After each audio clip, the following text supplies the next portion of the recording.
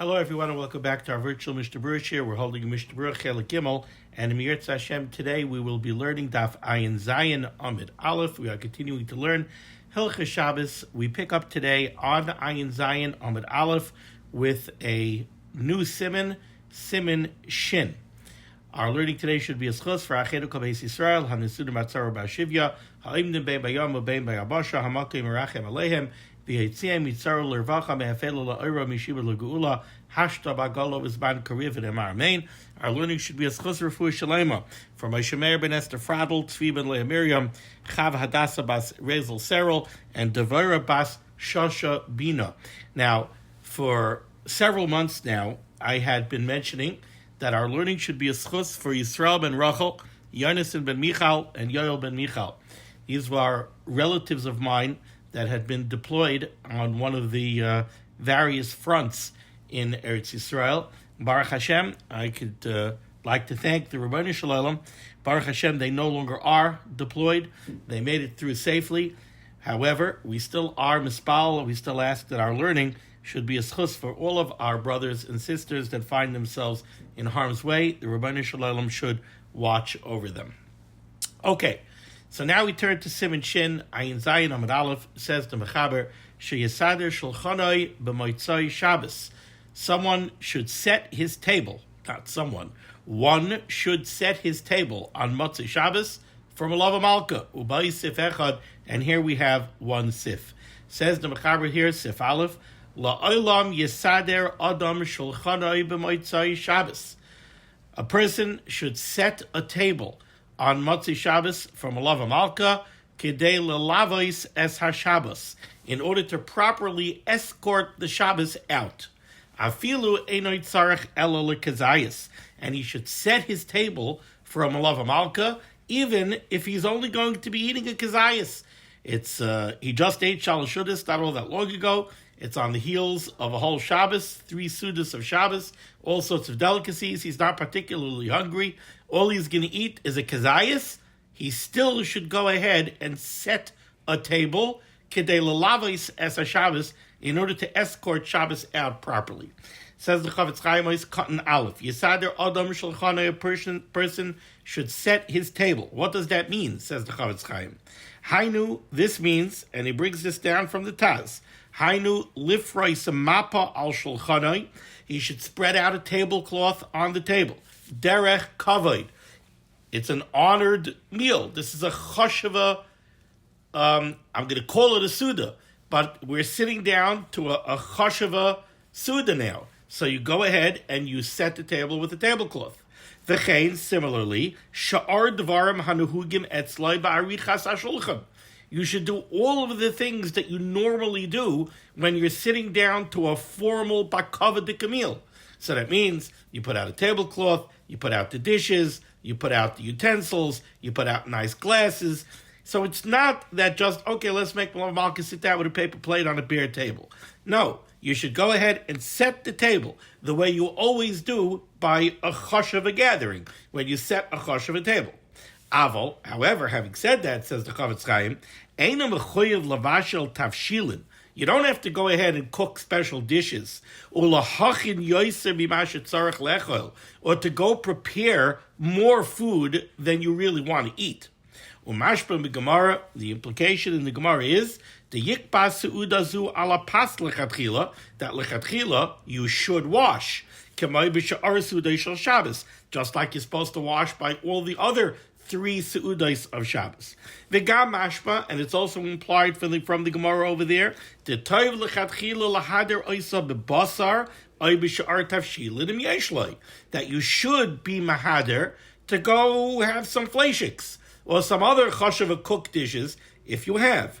V'emeloi, but if you don't have, oy shechoshish la'achilagasa, or it's mamish going to be achilagasa. If you sit down now and you start eating cooked dishes, you're probably not hungry. Kigoyin, for example, bakayitz during the summer months, shema achrin bizmanenu lechal asud shlisha samach la'erev, where typically you eat shalashudas pretty late, so you ate shalashudas recently and now you don't have an appetite. It's going to be achil gasa if you start sitting down now and start eating cooked dishes, etc., etc. So then you kaima b'mezaynos al kol panim b'peres. Then you could fulfill malav malka with a piece of cake, with some good fruit. So it's not the same necessarily as the other three Seudos of Shabbos. Now, what's the takeaway over here from this Mishnah Berurah's Cotton Aleph? So let's break it down. First of all, the Chavetz Chaim says that when you sit down to B'lava Malka, the Mechaber said, Yisader Adam Shulchanai. He should set the table. Says the Chavetz Chaim, that means set a bakavadik table. Whatever you would do, whenever you would sit down to eat a bakavadik meal, that's how you set the table. So you put out a nice tablecloth, you put out nice table settings, you put out nice glasses. Okay.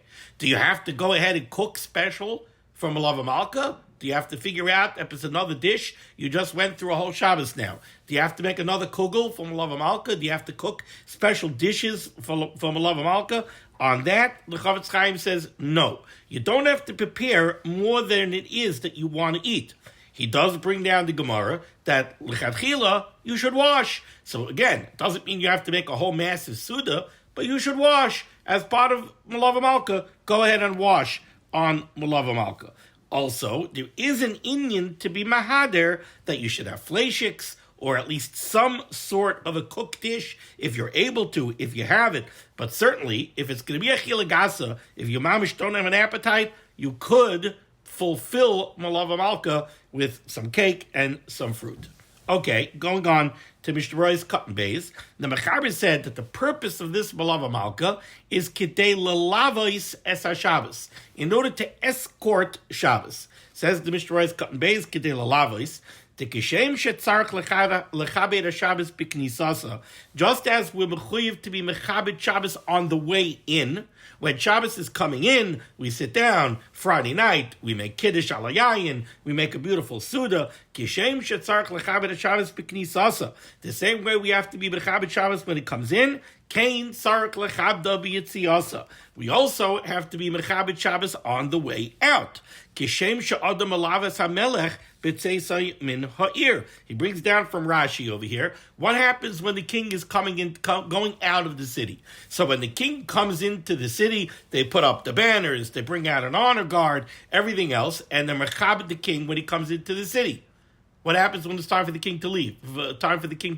Everybody stays home and the king just walks out? No. The same way they made a big shtel, a whole celebration and everything else, and they escorted the king into the city. When it's time for the king to leave, they make another ceremony and they escort the king out. So to a Shabbos. You're mechabed Shabbos on the way in, you have to be mechabed Shabbos on the way out. Mitam zeh, and for this reason, says the Chavetz Chaim, Nira, it would seem, shetoyev lahakdima, it makes sense that you should eat B'lava Malka on the early side, soon after the end of Shabbos. Kedei shetiyeh smucha liyitzias haShabbos.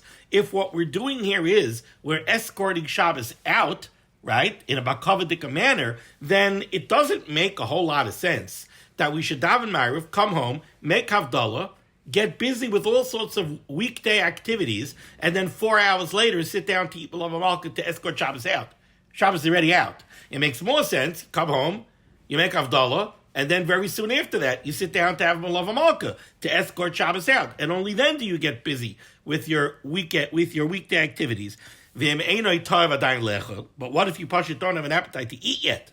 So I'll call upon him, it at least would be proper. Certainly you shouldn't sit down and get all busy with weekday activities before you eat B'lava Malka, because if you do, in what way is B'lava Malka escorting Shabbos out? Sorry, Shabbos is already out of your house. You already sat down and you did 2 hours worth of work. Now you're going to escort Shabbos out? Doesn't make sense. So you're not hungry yet to eat B'lava Malka? Okay. So you want to push off B'lava Malka a little bit so you can eat it with an appetite? All right. But then don't get busy, b'kva, with kvius. Don't sit down to start getting busy with weekday activities. Vayin b'shari tshuva, Chavetz Chaim says, take a look at the shari tshuva, the mashma, where it's implied. The einoi kedai b'chal gavda la'achra yoysa mechatzois. You certainly should not postpone B'lava Malka further than midnight, than Chatzos. V'amra kadmainim, the kadmainim bring down the Eiver echad yesh ba'adam. There is one, Eiver means organ, there is some part of the human body, the niskai shemai, it's called the niska or the niskai, V'zeh ha'ever, I always understood that it was a bone. He says here, Ever. V'zeh ha'ever nishar kayim b'kever. This Aver remains intact in the grave. Ad Eis HaTechiyah, all the way up until the time of Tchias HaMesim. The luz, right? We always talk about the luz bone. So this is this luz bone, the niskoi. He says is Shemai. V'zeh Aver nishar kayim b'kever ad Eis HaTechiyah. It remains intact until the time of Tchias HaMesim. And Tchias HaMesim is brought about through that Aver, or through that bone. This remains intact even after all the other parts of the human body have already decomposed and disintegrated in the kever. This luz bone, or this niskai, remains intact. This aver is not nourished from any other nourishment, any other eating. It gets all of its nourishment from a lavamalka. Now, if this is the aver, or the bone, that is going to be used for Tchias HaMesim, you want it to be good and healthy. So you want to feed it. How do you feed it? With malava malka. That's the only way to feed it. Vedan, you should know.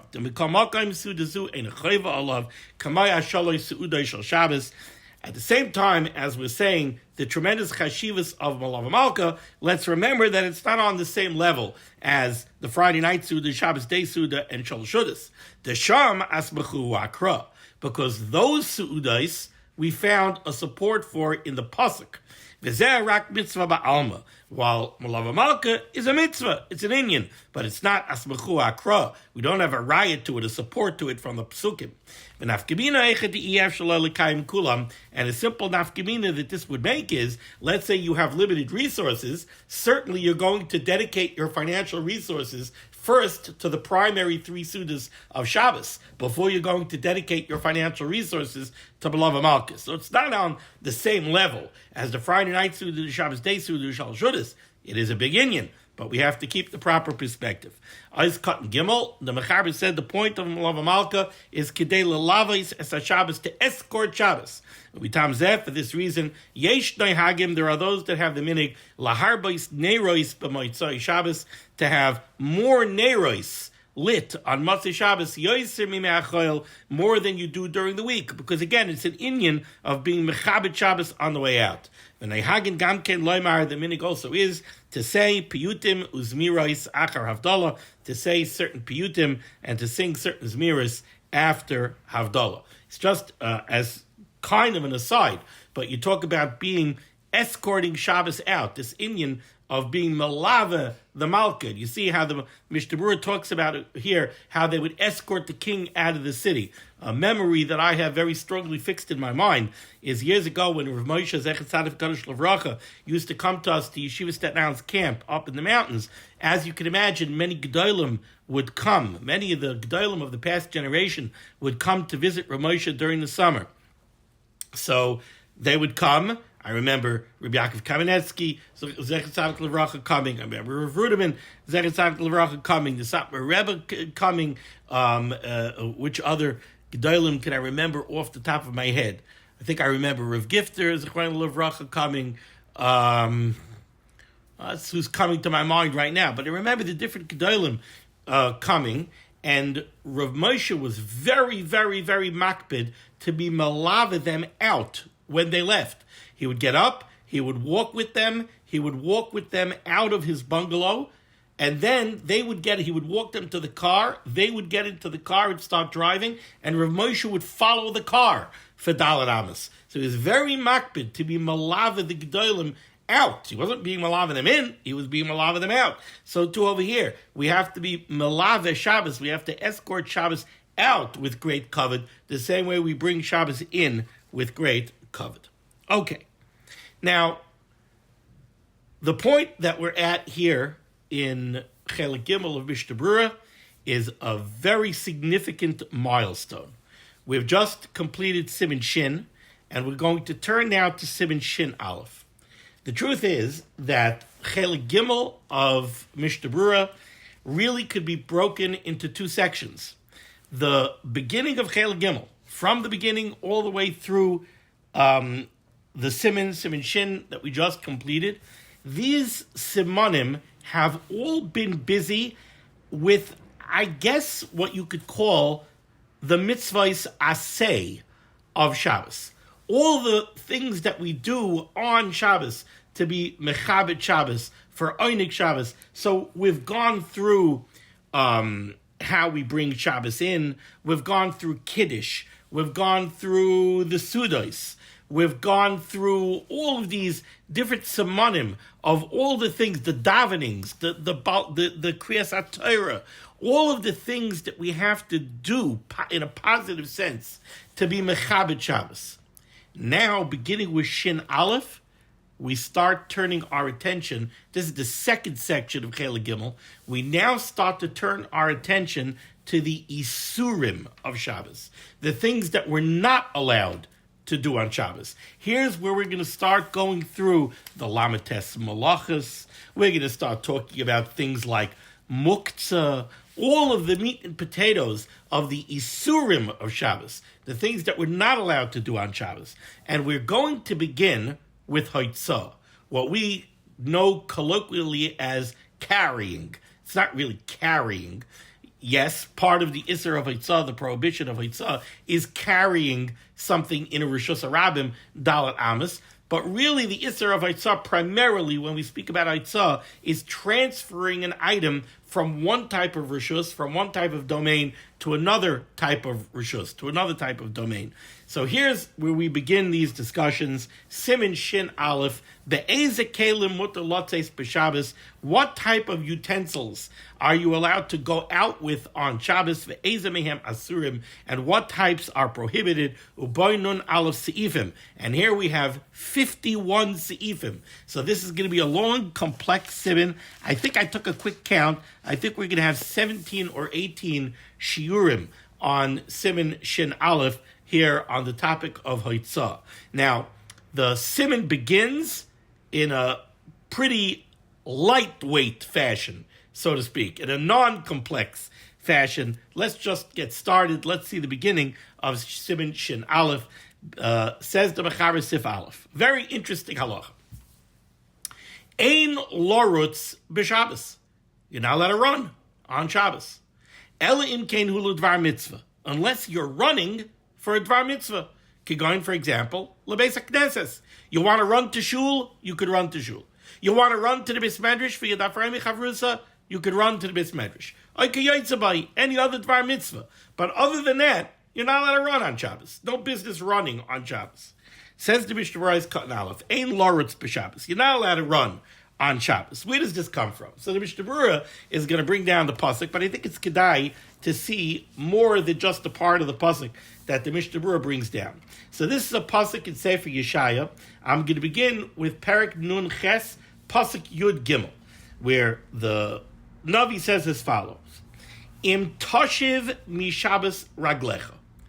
If you will restrain your feet because of Shabbos, im toshiv, if you will restrain, mi Shabbos, because of Shabbos, raglecha, your feet, asois chafotzecha b'yoyim kachi, you'll refrain from taking care of your own needs on my holy day, on Shabbos, and instead, v'karasa la Shabbos oinig, instead you will declare Shabbos to be a delight, likdosh Hashem, to Shabbos, the holy day of Hashem, mechubad, you'll declare it to be honored, v'chibadatai, and you will honor Shabbos, me'asois derachecha, from doing your typical things, mimtzoi chefzecha, from taking care of your needs, v'daber davar, and speaking about your needs, then if you will do that, tisanag al Hashem,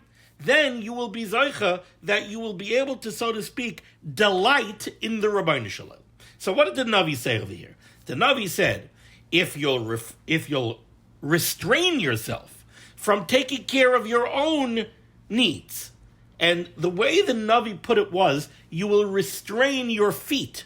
Im tashiv mishabes raglecha, if you will restrain your feet because of Shabbos. Right? That's the way he put it.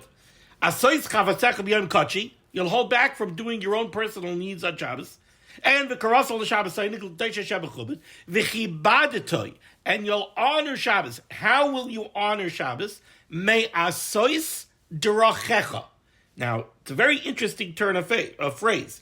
Me'asois derachecha. What does that literally mean? Me'asois derachecha. From doing your typical things.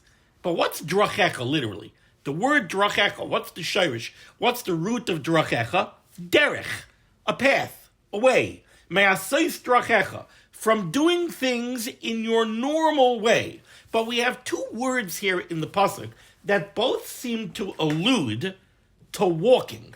The first one is im tashiv mishabes raglecha, if you'll restrain your feet because of Shabbos, and the other one is v'chibadatai me'asois derachecha, from doing things in the typical way. But again, a derech is a path that you walk on.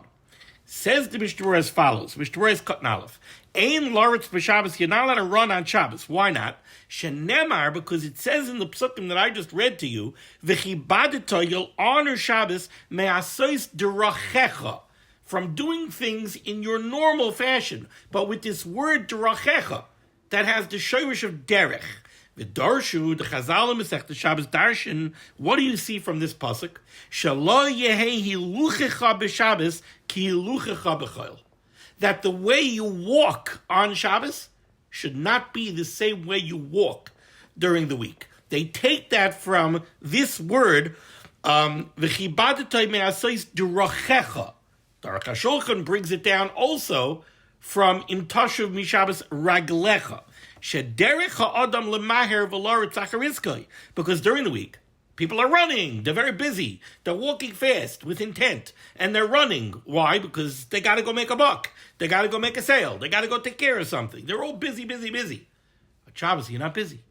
On Shabbos, the Aruch HaShulchan says, part of Oynig Shabbos is that you're in a very relaxed state.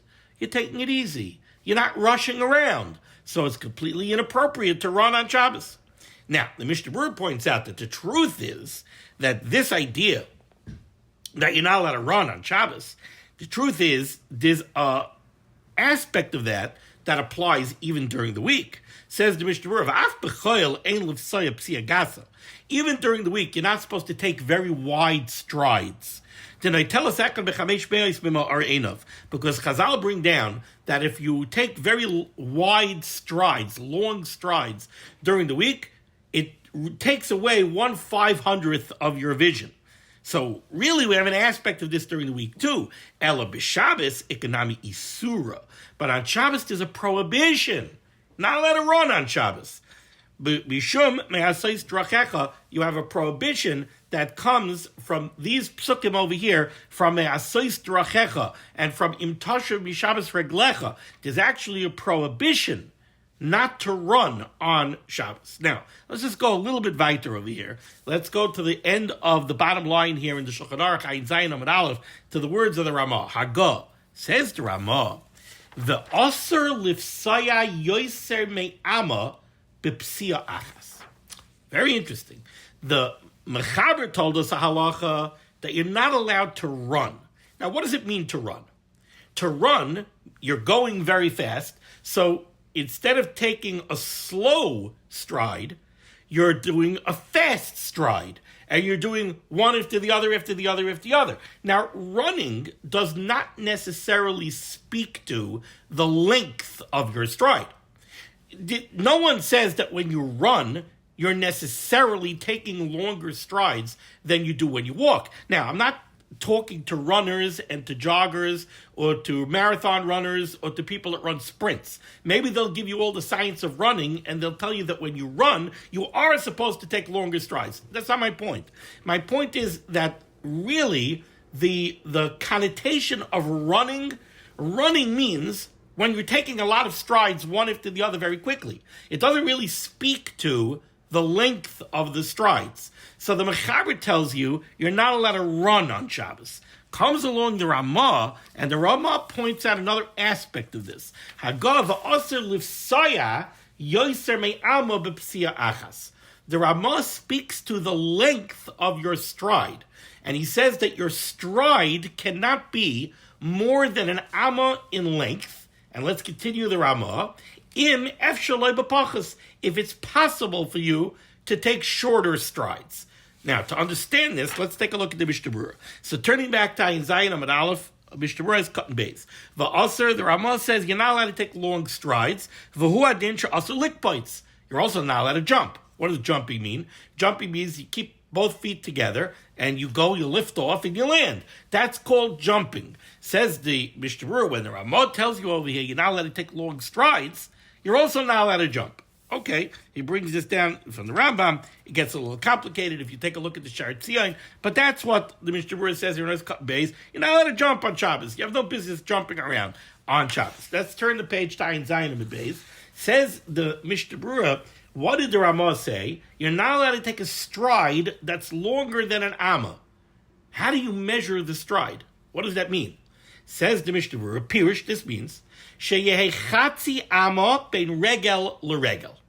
As you walk and you put one foot in front of the other, the gap between your 2 feet, the gap between your front foot and your back foot should not exceed a half an amma. So let's say that an amma is be'erich 2 feet. It's be'erich 24 inches. So when you walk, there should not be more than 12 inches between your front foot and your rear foot. Now, okay, so that's a half an amma. Now, the Ramah said that your stride should not be more than an amma. So we've accounted for half an amma. A half an amma is the gap between your 2 feet. Where's the other half an amma? Well, the kaf regal achas hu gam kein chatzi amma. The length of your foot is also a half of an amma. V'zeu ba'adam beinani sheshir psia beinani shaloi hu amma. For an average sized person, the stride will be an amma. Now, the truth is that when I first learned this Mishnah Berurah, it sounded to me like the Ramah is telling you that you should take very short strides, that like you really should narrow the amount of space between your front foot and your back foot, because in my mind, I imagined that when you take normal steps, the gap between your 2 feet is definitely going to exceed a half an amma, which is approximately a foot. But then I started walking normal strides and paying attention to it. And it looks to me like it's not so. Because take a look what the Mishnah Berurah just said. The Mishnah Berurah is equating the gap between your 2 feet.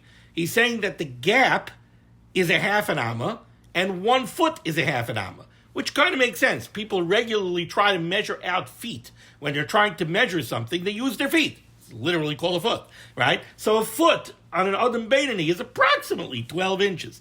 So it makes sense. When I take normal strides, it seems that the gap between my 2 feet is a little bit less than the size of my foot. So it's not telling you over here that on Shabbos you have to take exceptionally short strides. It's telling you that you have to be makpid not to take long strides. To take long strides, that's showing a weekday activity. It looks like you're busy. You're rushing around.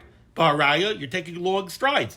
Don't take long strides on Shabbos. On Shabbos, you don't have any business taking long strides. Now, the Mishnah Berurah ends off over here and he says, V'adam gadol b'yoser, you have an exceptionally large person. I mean, you know, my shoe size, I think, is an 8.5. I have people in my family who have a 12 or a 12.5.